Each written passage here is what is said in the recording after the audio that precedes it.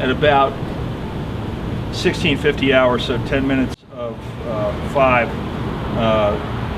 last evening, a man wearing a stocking over his face with a mustache, glasses painted on it, entered the M&T Bank in Guilford Township, Franklin County, at Garmin Drive, Lincoln Way East at Garmin Drive, brandished a handgun and robbed the bank.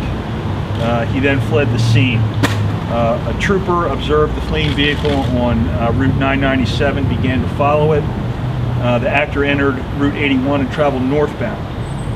He then accelerated. The trooper pursued. The vehicle stop occurred near mile marker 22. The actor shot at the trooper several times, with one bullet striking the trooper in his foot, several bullets striking the patrol vehicle. The actor then fled the scene, continued northbound on 81 into the Shippensburg area in Cumberland County. The actor then fled Shippensburg Borough into the area of Ott Road and Klaus Road and hid in a cornfield. Pennsylvania State Police helicopter was tracking the actor. The State Police set up a perimeter around the cornfield. The subject, after a time, fled the cornfield and a pursuit ensued again. The actor repeatedly fired a gun at the pursuing troopers. Near the intersection of Roxbury Road and Meadow Road, a shootout ensued between the actor and two troopers. One trooper was shot by the actor in the right upper shoulder. That trooper who was shot pursued the actor for another 2.6 miles before stopping his pursuit pursuant to his gunshot wound. The actor continued fleeing on Roxbury Road near Middle Road, Upper Mifflin Township, Cumberland County. A trooper was able to ram his vehicle. That was at approximately 1950 hours. So approximately 3 hours, almost exactly 3 hours after the robbery is where the vehicle was rammed and the pursuit stopped. At that location, the suspect apparently shot himself. The actor's vehicle careened out of control and crashed into a tree. There was evidence found inside the vehicle which linked the actor to the bomb threat at the Marian Mennonite Church Preschool, 4365 Molly Pitcher Highway, Guilford Township, Franklin County, on September 6, 2013. Some physical evidence from the bank robbery was recovered in the vehicle, including $12,000 and change in cash, which was reported stolen by the M&T Bank personnel. The actor is identified as Dakin, D-A-K-I-N, Burgess, B-U-R-G-E-S-S, 37, of Pittsburgh. He was found deceased in the vehicle as indicated of an apparent gunshot wound. The trooper who was shot in the foot underwent surgery at Chambersburg Hospital, is reported in good condition. The other trooper was transported to the Hershey Medical Center where he was admitted. Decisions will be made this morning concerning operating and removal of the bullet from his upper right shoulder. Burgess, the deceased actor, we've learned had at least one confirmed felony drug conviction, which would mean that he's a person not to possess a firearm. The investigation will continue into Burgess's actions in and around the time of the robbery and pursuit yesterday, into how he got the firearm. Troopers from Chambersburg, Carlisle, and Gettysburg were involved in the incident. Trooper Trace is handling the bank robbery. Forensic personnel from Harrisburg and Gettysburg were utilized. The investigation is ongoing.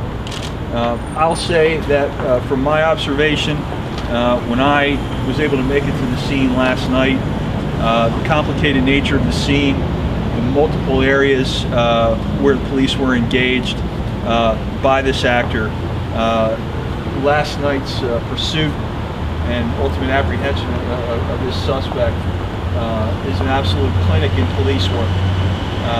How to maintain the safety of officers as best as the police could while being repeatedly shot at, how to maintain the safety of the public while still doing their job and trying to defuse an incredibly dangerous situation was very much a job well done.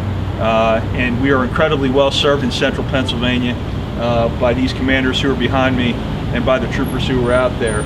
I've heard some stories already today of some off-duty troopers, and not just troopers, but high-ranking members of state police who were off-duty and immediately jumped into their vehicles to respond to the scene to see if they could help. When we respond certain level of valor. I would like to say that that's what you would see from any member of the Pennsylvania State Police and law enforcement in general. We are highly committed to our craft, and we take very personally the protection of our communities, regardless of where we're at. And that member was not going to let this particular, felon, this evil person get away. And I think it shows a lot of his character, his professionalism, and he is a senior member in our department. He's not a newer guy. So he had experience, but I think it demonstrates his level of professionalism. How many officers were involved? Or maybe there's also officers. Do you have any idea how many? We're continuing to look at that. We had members from several stations within Troop H, which would have been Newport, Carlisle, Gettysburg, and Chambersburg. And then we also had some assistance from Troop T Newville.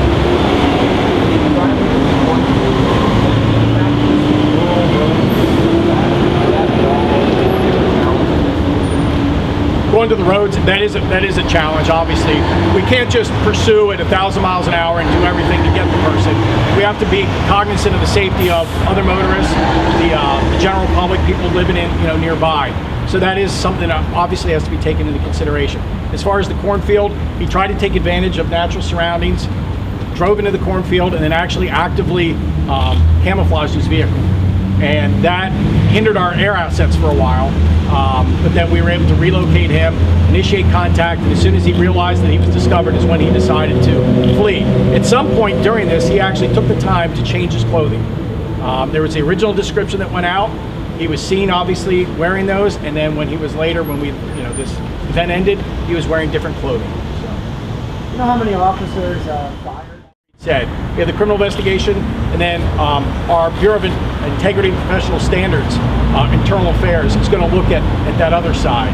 And what we want to do is we want to measure to see that what we had. We want to make sure that the force that we applied was appropriate, which I would assert it was. And we're also going to look then at our policies where they followed and everything. So as far as the number of officers involved, how many fired, how many rounds, that'll be ferreted out in that investigation. We don't have that information at this point. The ones that fired were placed on administrative. Yes. Yes.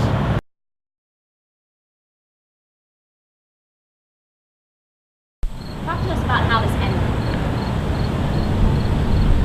As the pursuit continued throughout the county, he was increasingly showing that he was going to do anything that he could to get away. As he was driving in a particular area, and the subject was driving without his lights on, one of our members saw him coming, made a calculated decision to try and end this and engage in what we call legal intervention. He used his vehicle to strike the suspect's vehicle. That somewhat disabled the vehicle.